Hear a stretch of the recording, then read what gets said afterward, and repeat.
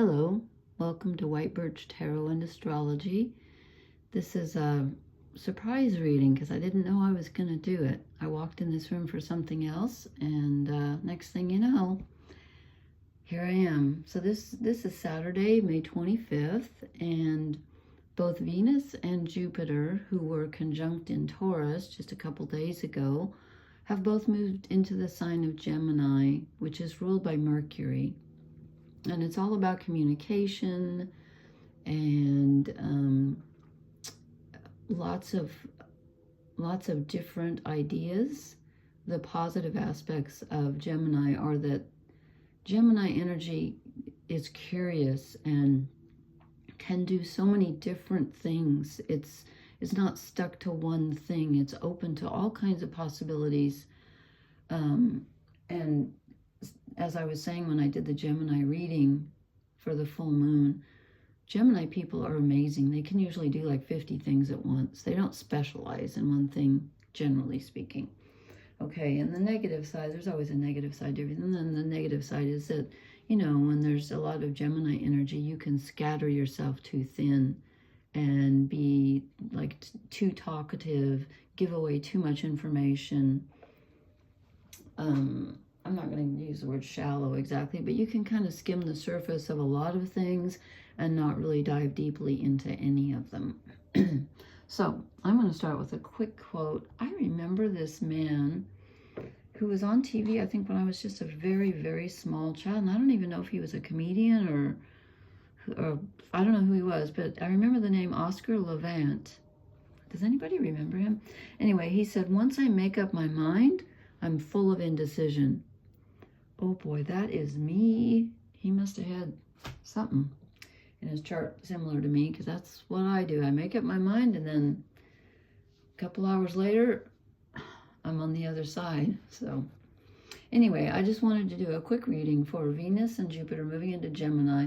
Venus rules our relationships and what we love, what we treasure, and Jupiter's expansion and philosophy and higher thinking. It can sometimes be spirituality.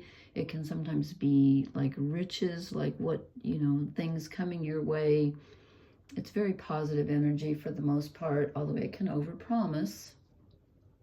So just as Gemini can sort of overpromise and say, you know, think I'm going to do 15 things today, and that's too many, Jupiter can do the same and say, you know, yeah, always promising people, oh, yeah, I can do that. Yeah, I can do that. And then they realize, oh my God, I've just, you know, I can't do all that in the amount of time I've given myself. So there's that. But anyway, Venus and Jupiter, they're only a couple degrees apart. So I'd say they're still conjunct.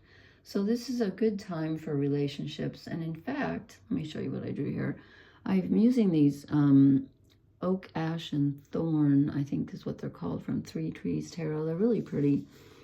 And I just laid them out. So first I drew the Emperor. Isn't that a beautiful card? I love how he's holding a pearl in his horns there. I have to look at this. I can't tell. No, I don't have any light. I don't know what that is on the stump. There's usually something indicative. Oh, it's horns. It's ram's horns, because this is the Emperor. Duh. Okay. We get the Emperor in reverse. And since okay, Venus is, of course, the goddess of love and beauty. Jupiter is the god of the sky. He rules Sagittarius. He ruled the full moon that we just had. So this is masculine energy in reverse. So I feel like even though Jupiter is involved and Jupiter just wants to go for it, I feel like we're having a little bit of caution here, where you don't want to get too pushy, too much into the Gemini energy. Maybe just hold back a little bit. Like, I'm feeling like we need to honor the feminine energy, the receptive, more than the active right now. I don't know why, but that's what it's telling me. And then I get the Two of Cups. So this is about relationships. And in this deck, one person, we'll call it, is offering something to another. So it's about getting help from someone. And, you know, a lot of the sign-by-sign readings I did for the full moon, that so many of them were about overgiving. So this looks to me like you're supposed to receive, and it doesn't mean that you can't reach out. I'm not saying don't reach out to someone, but let them give to you for a change. And again, I'm not saying not to give at all, but, you know, just make sure that if someone offers you something, take it, and make sure that you're not overgiving, because I'm going in order here, but we've got the Justice card. So again, things need to be fair. Things need to be balanced, especially in giving and receiving. We don't have the Six of Cups or the Six of Pentacles, which is giving and receiving, but the next card is the Queen of Cups. So this is you, or all of us, and this is being in your own, okay, it's being in your own emotional energy and feeling in control of it. And I'm getting a really strong vibe of not sharing too much, especially emotionally, because you might get a chance to have a relationship with someone, and I'll show you what's coming up here. This could be a sudden thing. But you need to keep your energy to yourself, not all of it, but just be really careful about, don't give too much, don't talk too much, don't let people know how you feel right away. I'm getting keep your own counsel very strongly. So she's in her own emotional energy, and she's queen of that, and that's good.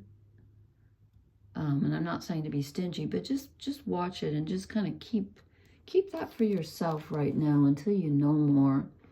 And I'm going to call this an overall energy card, because this came out, it seems to come out every time I do this deck. It's not a tarot card. It's a bonus card they threw in. It's possibilities, which totally describes Jupiter.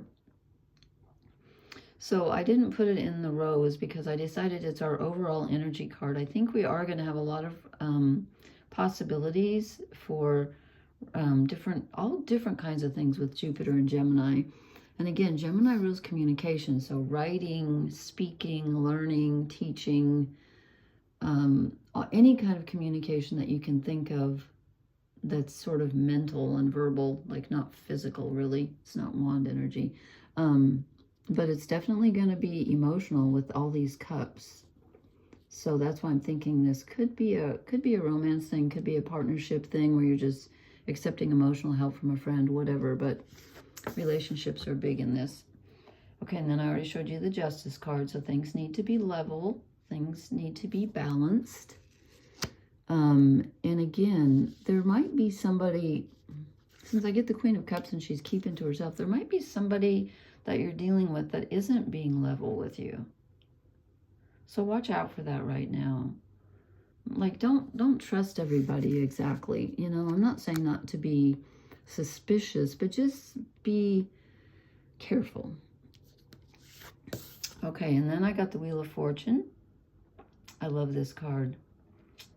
Until I noticed the mouse dangling by the snake there. I wish they hadn't done that, but anyway. So something could happen very suddenly here, where you could have a change of energy in a relationship, or you could meet someone, or someone that you used to know could reach out to you, or you could reach out to them. It's okay to reach out. I'm not saying that you can't, but just don't give everything away like right away. Be cautious, you know. And I'm not saying anybody's trying to pull one over on you, but they could be with this Justice card. So let's just be careful. And then this is exactly what I would have guessed for Gemini energy. It's communication. It's the Eight of Wands. This is a message coming in. It could come in very suddenly. It could come in very strongly. You could meet someone and feel a very strong connection, a very, you know, like fiery connection, you know, a passionate connection. And again, it could be, ideas can be passionate too. It could be physical because it's wands, but information's coming in. Okay, so what, I'm just going to draw a shadow card just to see what's going on here. Excuse me, I'm all allergy ridden again. I don't know what's going on. We keep having storms here. tomorrow night we're supposed to have more, or is it tonight? I can't even keep track. There's been too many. Somehow my crystal is not standing up correctly. There we go. Anyway, okay, what do we need to watch out for in this? Okay, I think it's this one. Oh dear. Interesting. 7 of Swords. That's someone stealing something from you and running off to tell. You know, like if you give too much information away, someone's going to run off with it, especially if you give your emotions. And again, I'm not saying this isn't a good time to make a connection. It is. But the shadow side is just to be careful that you don't move too quickly. Because if you do, someone could just run away with whatever you've given them. Do I need to draw another one or just an oracle card? I think that's enough. I think that's our cautionary tale for tonight. Okay, wait a minute. I was gonna draw. Yeah, I'm just gonna draw one more of these other shadow cards. I just feel one more. Maybe and maybe not. This is weird. The 6 of Wands. Someone got this in their sign by sign reading, because this is the victory card, but it's coming out as a shadow. So don't resist the urge to always have to be right, which can be a Gemini trait, and also resist the urge to tell people, like if somebody says to you, oh, you know, how much money do you know, or where'd you get that, or who's giving you that, or, you know what I mean? If somebody asks for like about your good fortune or something personal that you've achieved, kind of keep it to yourself a bit. Don't go strutting around the street saying, look what I did. I don't know why we are being told that, but so if you get some good fortune during this time, keep it to yourself just for a while. Just for a while. Okay. Oh, my favorite card. Wow. Okay, we get Loyal Heart. This is literally my favorite. I have 2 favorite cards in this oracle deck, and this is one of them. So, if you do in fact get a message from someone or have any kind of a romantic thing with Venus and Gemini, even hearing from someone, or you contact someone or whatever, it could be someone that you have previously known. That's a very good sign. Do I need to draw another one? I don't know. I kind of don't feel like I do, but I always push it. No, yeah, I didn't need to. That's not. Nope. This is it. This is it. Okay, so it's a great time for relationships, but just move with caution. Because, you know, with the 7 of Swords here, there is the possibility of someone taking something from you. So, okay, all right. I will talk to you later. Please hit the like, share, and subscribe buttons. Please leave me a comment. And let me know if anything interesting happened during the full moon for you. And I will talk to you later. Blessings. Good night.